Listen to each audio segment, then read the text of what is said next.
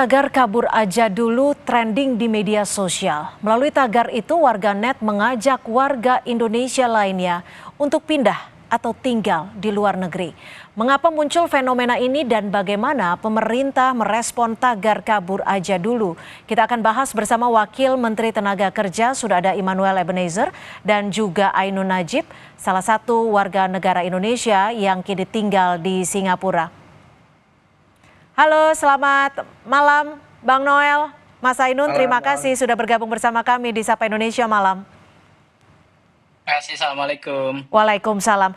Bang Noel, Anda kan sudah memberikan tanggapan ya terhadap tagar kabur aja dulu. Ini tanggapan Anda bisa dikatakan cukup kontroversial karena Anda menanggapinya sambil berkelakar. Ini cerminan dari tanggapan pemerintah secara resmi? Ya yang pasti bukanlah. Orang ditanyanya juga kita lagi jalan lagi. Anda kan tapi perwakilan pemerintah juga, Bang. Iya, saya wakil pemerintah. Tapi yang nanya itu menyampaikan nggak bahwa Pak saya wartawan, Pak saya dari A, B, C, D. Enggak, ditanyain sebenarnya apa. Saya pikir kan humas kementerian. Gitu. Dia bilang ya saya karena saya anggap pertanyaan biasa aja, Pak nanya tanya tagar, saya nggak ngerti tagar apa. Karena kan saya di Kementerian Tenaga Kerja kan lagi fokus kerja. Nggak ngurusin tagar. Makanya saya bilang saya nggak ngurusin tagar. Mau kabur aja, saya bilang jangan balik lagi ya, saya gitu. Bang Noel, ini kan tagar sebenarnya sudah cukup lama menjadi tren dan juga sudah viral. Anda sebagai Wakil Menteri Tenaga Kerja, apa yang akan dievaluasi? Melihatnya ini hal sepele kah atau hal seperti apa? Karena ini ada yang menyebut bahwa ini adalah cerminan dari kaum muda yang putus harapan, sulitnya mencari kerja di Indonesia. Ya kalau seandainya itu sikap yang pesimis, ya menurut saya itu tidak mewakili generasi Gen Z ya.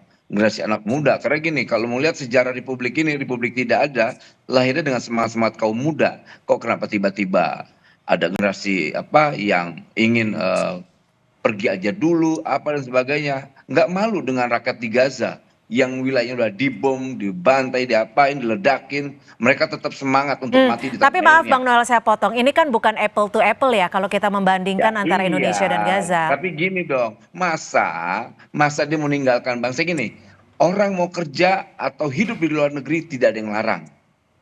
Tapi baru kali ini ada orang ngajak kabur. Kok kabur? Loh, kayaknya nih tanya Mas Ainun ada nggak yang larang Mas Ainun untuk tinggal di Singapura, kerja di Singapura? Nggak ada. Tapi data dari Kemenaker sendiri, pengangguran di Indonesia berapa nih datanya untuk usia-usia produktif? Ya cukup lumayan banyak ya, data secara akumulatif itu kemarin tuh 7,47 juta gitu loh. Dan ini lumayan, dan kita pemerintah lagi fokus bagaimana mengatasi itu. Gitu. Karena kita lihat kondisi global ini kan tidak baik-baik aja. Tapi kita tetap punya keyakinan pemerintah. Coba kita selesai sama-sama. Pemerintahan Prabowo Gibran ini lagi sangat concern terhadap problem ini. Makanya kita bikin ada yang namanya tuh program JKP, Jaminan Kehilangan Pekerjaan. Lantas kita juga Pak Prabowo kemarin akan melakukan investasi-investasi yang basisnya bagaimana ada resapan tenaga kerja. Banyak, kita melakukan banyak hal. Lalu apakah kita sampaikan, wah ini nanti kita... Tidak, bukan itu tugas kita. Tugas kita bagaimana menyelesaikan persoalan-persoalan. Dan itu bukan tugas Kementerian Tenaga Kerja aja, tapi semua lintas kementerian. Tapi Anda sempat ikut mencatat tidak dari yang ikut berpartisipasi dengan tagar kabur aja dulu ini, rentan usianya dari usia berapa? Anda mencatat nggak dari kementerian Anda? Nggak ngikutin, orang saya nggak mikirin hashtag tagar saya nggak ngerti. Tapi ini curahan dari masyarakat loh Bang Noel loh. Kalau nggak dipikirin gimana nasib rakyat kita? Saya hari ini mikirin ada 4 juta driver ojek online yang berharap agar dapat THR. Kedua ada puluhan juta buruh yang menghadapi PHK. Gitu loh. Lantas kita juga menghadapi kawan-kawan dari media jurnalistik yang akan menghadapi layoff. Tapi berarti Anda nggak mikirin soal mereka yang belum mendapatkan pekerjaan ya? Tapi dijawab nanti. Saya ke Mas Ainun dulu. Mas Ainun, Anda sebagai warga negara Indonesia yang sudah menetap cukup lama di Singapura, mungkin Anda bisa berikan informasi apa alasan utama Anda untuk menetap di Singapura, tapi juga masih berkontribusi di Indonesia. Ya, sebelumnya mungkin saya mau ceritakan asal-usulnya tagar kabur aja dulu Ya, itu. Jadi silakan. sebenarnya sudah sangat lama, lebih dari setahun. Sudah lebih dari setahun, tahun 2023 bulan September, tanggal 2 September, itu beberapa teman saya, anak-anak Indonesia yang jadi programmer di luar negeri, ada yang pernah di Amerika Serikat, di Facebook, sekarang Meta, ada yang di Belanda, ada yang di Estonia bahkan. Nah itu 4 orang, di-host sama channel Imre Nagy, itu bicara tentang gimana anak-anak teknologi Indonesia itu bisa keluar negeri, mencari peluang Ya. bidang teknologi yang memang lebih banyak peluangnya di luar negeri. Jadi konteksnya itu. Lalu kemudian masuklah di Twitter, salah satu teman yang lain meng-quote dan bikin tagar kabur aja dulu gitu. Karena itu salah satu celetukan di podcast itu, celetukan di live stream itu gitu. Nah itu terus bergulir. Jadi awalnya memang memotivasi anak-anak teknologi untuk keluar negeri mencari pengalaman yang lebih. Tapi maaf Mas Ainun, dari teman-teman Anda ini yang mengikuti tagar kabur aja dulu dari 2023, mereka berniat untuk kembali ke Indonesia menyertakan ilmunya atau akan menetap di luar negeri? Kebanyakannya begitu, terutama salah satu dari 4 orang itu namanya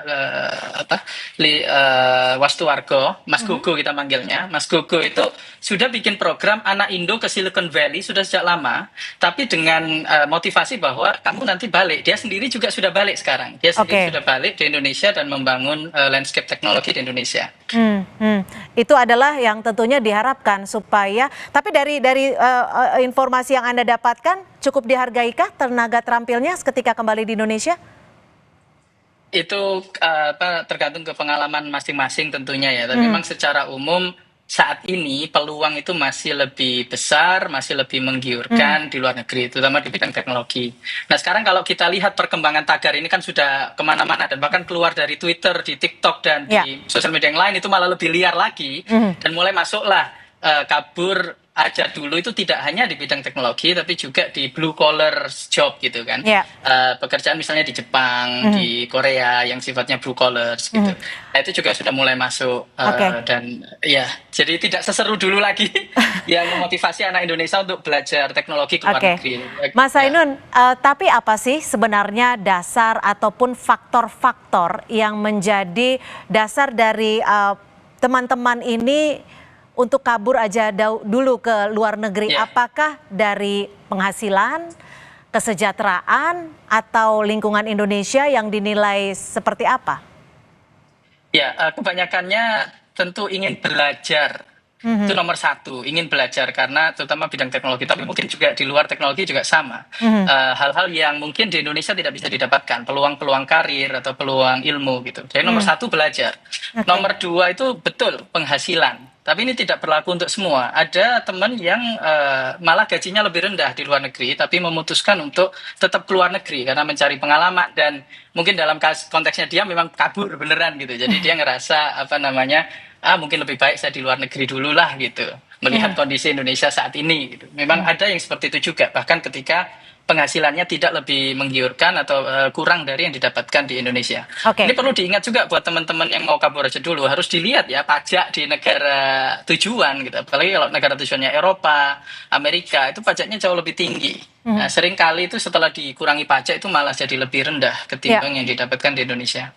Tapi kalau ngomongin pajak lebih tinggi di luar negeri kan kita lihat juga fasilitas di sana bisa dikatakan lebih baik gitu ya? Ya, itu juga ada benarnya. Di kalangan teman-teman diaspora itu selalu ada sentimen bahwa kita di sini tuh ikhlas membayar pajak karena kita dapat hasilnya. Sementara kalau di Indonesia ada sentimen bahwa kelas menengah terutama ya, kelas menengah itu yang paling banyak menyumbangkan pajak melalui pajak penghasilan dan tentunya PPN juga yang baru saja naik jadi 12% itu kan kebanyakannya dari konsumsi kelas menengah. Nah, tapi kelas menengah ini yang paling nggak dapat apa-apa. Jadi banyak program program seperti bantuan BLT dan makan bergizi gratis dan terusnya itu kan tidak menyasar kelas menengah. Tapi gini Mas Ainun, kalau di luar negeri sendiri batasan umur juga jadi kendala dong atau tidak? Nah, ini yang menarik. Kayaknya Indonesia sangat tertinggal. Indonesia itu terlalu membatasi umur. Jadi ada juga yang kabur ke luar negeri, kabur aja dulu karena di Indonesia tidak dapat pekerjaan karena usianya sudah lewat batas minimal usia. Banyak juga yang seperti itu. Di luar negeri tidak ada praktek untuk membatasi usia. Itu kayaknya unik di Indonesia itu. Oke, saya coba tanyakan langsung ke Bang Noel nih. Bang Noel, ada beberapa faktor. Di antaranya peluang karir di Indonesia yang bisa dikatakan kurang memuaskan. Dan ada juga batas usia yang dinilai tidak cukup adil di Indonesia seperti itu. Tidak akomodatif. Bagaimana Anda menjawab ini, Bang Noel? Saya suka sekali dengan pernyataan Mas Ainun Najib ini ya, soal umur. Ini menjadi faktor yang menurut kita sangat diskriminatif ya. Nah ini kan saya baru berapa bulan menjadi Kementerian Tenaga Kerja dan itu juga menjadi perhatian saya. Kenapa orang mau kerja dibatas-batasin umur gitu? Apalagi mereka-mereka yang punya skill, kok dibatasi umur sekian? Dan itu tidak bagus. Makanya regulasi ini harus kita hapus, nggak bisa tidak. Nah itu baru kritik gitu loh. Tadi apa yang disampaikan Mas Ainun itu, tagar-tagar hashtag itu untuk tujuannya memotivasi, bukan sebuah sinisme. Nah ini kan kesannya yang kita terlihat sinisme, kok sinis sih gitu loh. Sampai saya menyampaikan itu dengan gaya guyon aja, dijadikan trending topik. Wih, saya bilang kenapa saya juga kaget loh. Kenapa? Ini dia nggak sadar bahwa belum ada pejabat yang berani speak up bicara tentang kita akan melakukan perlawanan terhadap ormas-ormas yang merusak investasi. Oke, tapi gini Bang Noel, maaf ya.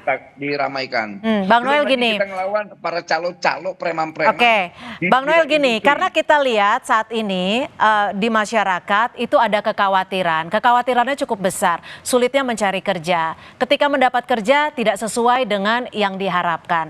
Ketika mendapatkan kerja, gaji yang tidak sesuai yang diharapkan dengan sekolah yang cukup lama, jam kerjanya dengan gaya hidup tidak work life balance. Nah, itulah yang menjadi kekhawatiran masyarakat. Nah, yang menjadi kekhawatiran masyarakat juga adalah ketika hal serius yang dinilai masyarakat ini cukup dikhawatirkan ditanggapi kelakar. Nah, bagaimana Bang Noel melihat ini? Siapa yang menanggapi itu dengan kelakar? Tadi Bang Noel di awal bilang gitu. Loh, itu kan gini konteksnya, Mbak. Itu ditanyakan oleh orang yang tidak mengakui dirinya sebagai jurnalistik gitu loh. Saya masih hafal dan saya tanya sama teman saya, tapi kan saya nggak mau. Saya punya prinsip dasar demokrasi, jangan mengintimidasi yang namanya jurnalistik. Saya nggak mau. Tapi akhirnya saya bebaskan. Saya nggak mau hak tanya jawab saya tidak gunakan. Gitu. Tapi saya biarkan aja lah. Tapi saya harus bertanggung jawab dengan argumentasi yang saya milikin. Ya, itu yang paling harus penting. Dong. Jadi bukan dengan kelakar. Toh tadi kan akhirnya kita mulai terjawab. Mas Ainun Najib ternyata itu dari 2023 ada tagar-tagar itu. Tapi tagarnya memotivasi, gitu. Memang itu kritiknya bagus. Kok bangsa ini begini sih? Kok kami yang punya skill, yang punya talent yang luar biasa kok nggak dihargain ya? Apa yang dimaksud Mas Ainun Najib ini kan persoalan eksistensi. Selain persoalan salary ya. Itu penting gitu loh. Gaji, lantas keberadaan mereka kayak nggak pernah dihargain. Mereka para orang punya skill kok nggak dihargain, sekalipun punya skill dibatasi dengan umur. Yang ini baru kita kritik, itu yang namanya masukan. Bukan begini, bukan lari jawabannya, bukan kabur aja. Dulu kan kabur aja maksudnya memotivasi, bukan kabur aja dengan nada yang sinis gitu loh.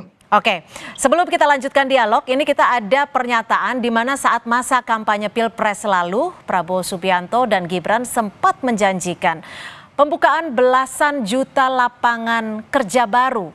Prabowo berjanji juga akan membuka 3 juta lapangan kerja di wilayah Pantua, Jawa. Sedangkan Gibran tawarkan 19 juta lapangan kerja untuk generasi muda. Kita simak pernyataannya.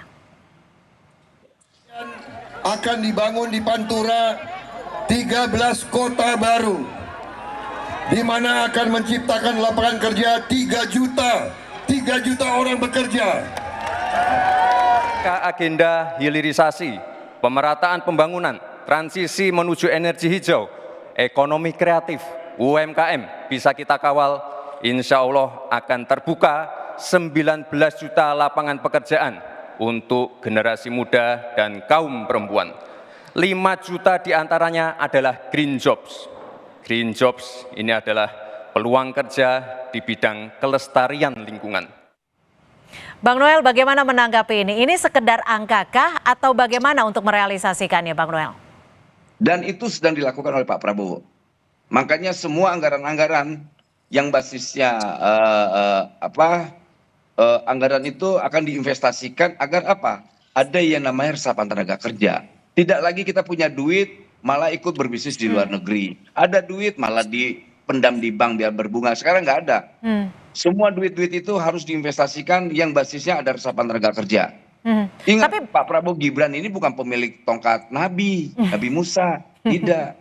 Tapi bagaimana untuk membuka itu ketika aksesnya juga masih sulit, birokrasinya juga masih sulit. Sementara di sisi lain ada juga ancaman, bukan ancaman ya, gerakan tagar pergi aja dulu ini. Ya gini, tadi kan sudah dijawab sama Mas Ainun Najib.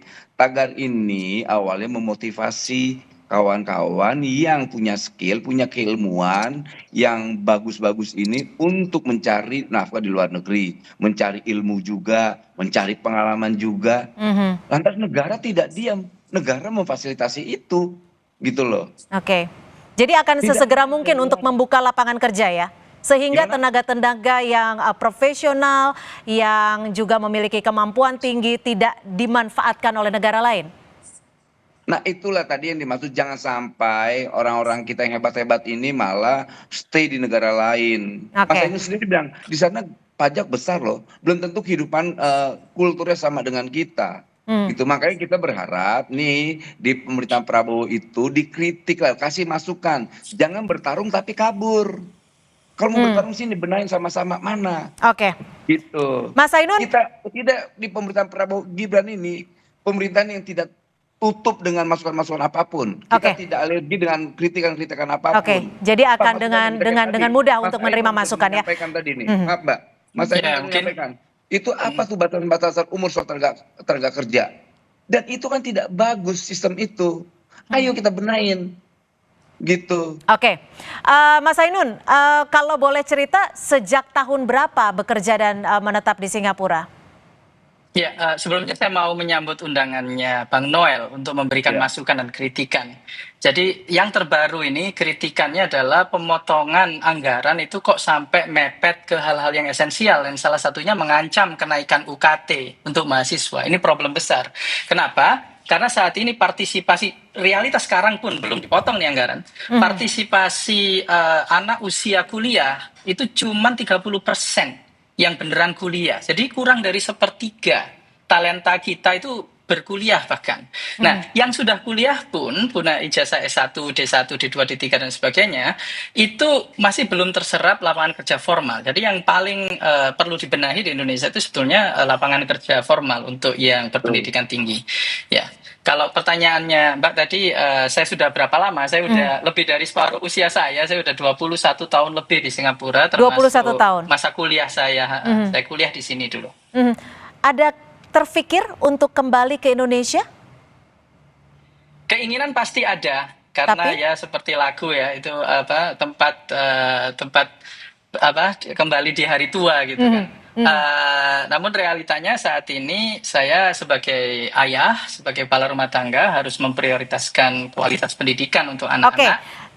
Maaf, ditahan sampai di situ. Kenapa Anda memprioritaskan artinya kehidupan keluarga Anda di luar negeri, di Singapura? Anda tadi menyebut pendidikan. Apakah ini artinya pendidikan di tanah air tidak meyakinkan Anda untuk masa depan anak-anak? Kalau secara relatif, dibandingkan secara relatif, pendidikan di Singapura dan mungkin beberapa negara lain seperti Finlandia, China, bahkan Jepang dan Korea itu lebih baik.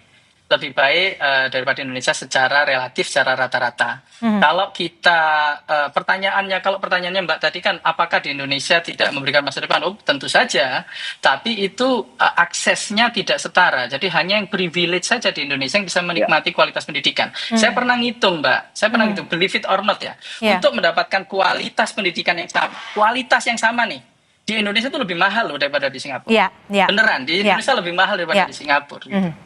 untuk Ya. kualitas yang sama. Ya, saya juga sempat hitung-hitungan tuh kalau hitungan biaya ya dengan level pendidikan dan juga kurikulum yang sama Iya. di luar negeri. Tapi Mas Ainun, ini kan juga ada respon lain nih dari menteri lain. Pak Nusron Wahid menyebut bahwa hashtag kabur aja dulu itu tidak nasionalis. Bagaimana Anda merespon ini? Ya, pertama-tama Gus Nusron kan teman saya, Ya. sama-sama orang NU. Salam buat Gus Nusron. Apa namanya, kalau soal tidak nasionalisme ini sebuah tuduhan yang sudah sering kami dengar sebagai diaspora gitu, dan mungkin itu juga yang memotivasi saya untuk selama ini, meskipun saya tidak secara fisik di Indonesia, saya selalu mengajak teman-teman diaspora untuk berkontribusi. Seperti kita bikin kawal pemilu tahun 2014, 2019, 2024, kita bikin kawal COVID selama pandemi untuk membantu informasi dan akses layanan kesehatan semasa pandemi COVID, dan berbagai macam inisiatif kawal yang lain yang dilakukan oleh teman-teman diaspora. Jadi kami itu tetap cinta tanah air dan ya hubbul watani minal imani juga sebagai orang NU, dan berada di luar negeri ataupun kabur gitu ya, kabur aja dulu itu tidak perlu dilihat secara negatif seperti itu. Oke, tapi apa sih dulu sekitar 20 tahun lalu Anda memilih untuk mulai menetap di Singapura? Dipicu oleh apa? Ya, kalau boleh jujur, saya dapat beasiswa di Singapura, dan kalau saya nggak dapat beasiswa itu, saya kemungkinan putus kuliah. Makanya ini saya concern besar dengan kenaikan UKT, resiko kenaikan UKT, ini saya kritik tadi itu ya. Jadi Kalau Anda saya bisa bilang hampir negara lain yang putus menyelamatkan kuliah, pendidikan atau yang Anda lain. dong ya? Iya, waktu itu belum ada LPDP juga gitu. Jadi saya juga agak concern kalau sampai LPDP dan beasiswa yang lain yang membantu talenta kita untuk maju ke tingkat global itu juga kena pemangkasan anggaran, itu sangat-sangat concerning sekali. Termasuk Olimpiade, saya dulu alumni Olimpiade Matematika dan tahun ini terancam tidak bisa berangkat loh. Adik-adik saya itu tidak bisa berangkat karena pendanaan untuk memberangkatkan tim Olimpiade Matematika, Fisika, Kimia, Komputer dan sebagainya itu dipangkas. Baik. 90% kalau nggak salah pemangkasannya. Ini tentunya menjadi catatan bagi pemerintah ya. Terima kasih sekali Mas Ainun Najib sudah memberikan perspektifnya, dan tentunya ini pasti masukan yang besar juga untuk Bang Noel, dan mudah-mudahan akan ada diskusi lainnya untuk kita membahas lebih dalam lagi. Terima kasih Mas Ainun, Bang Noel sudah berbagi perspektif di Sapa Indonesia Malam hari ini.